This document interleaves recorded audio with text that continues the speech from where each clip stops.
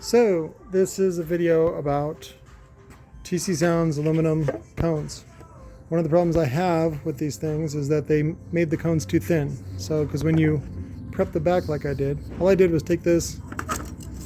This is the adapter. I had these for 10 bucks shipped. Put it on there and I use a Sharpie to trace it.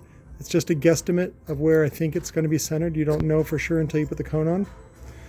I've prepped this. I lightly sanded with a grinder this surface, and then the inside surface. So it's going to fit like that. And then I've also prepped the inside of the voice coil. So now in this case, this voice coil happens to be the perfect height, so I don't have to do anything about it. The problem you get is when you have to cut it down and you have to cut it evenly. That becomes a difficult problem.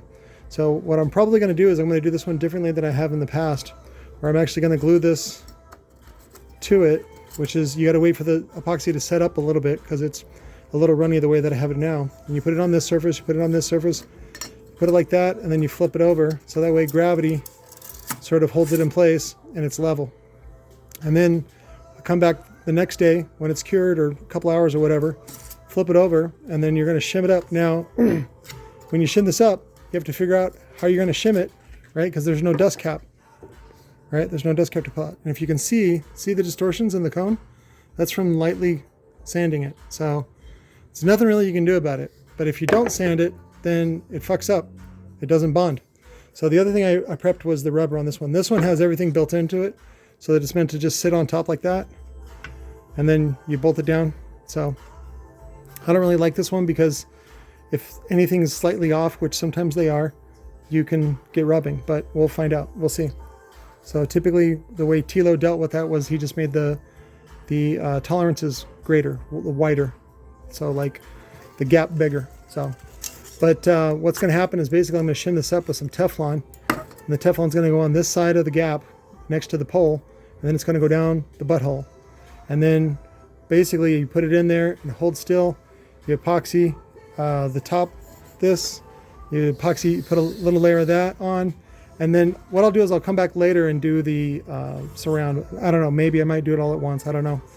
So but basically you clamp it in place, and then you put a little bit of weight on it, and you're hoping that it's shimmed up tight enough so that you can put a little pressure on it so that it's going to bond well with the cone.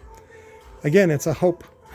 You try to hedge your bets by prepping everything as best you can, and then it either works or it doesn't. And that's kind of the downside of doing these cones like this. I don't like doing them. I'd rather do a paper cone and then do a full dish aluminum cap. So it looks the same, but it's a lot easier to do, and it's also removable. So again, it's just my opinion, and Tilo did things the way he did, and I don't even know how he shimmed them. This is just the way that I figured it out. So, but I call it the Tapeworm Method.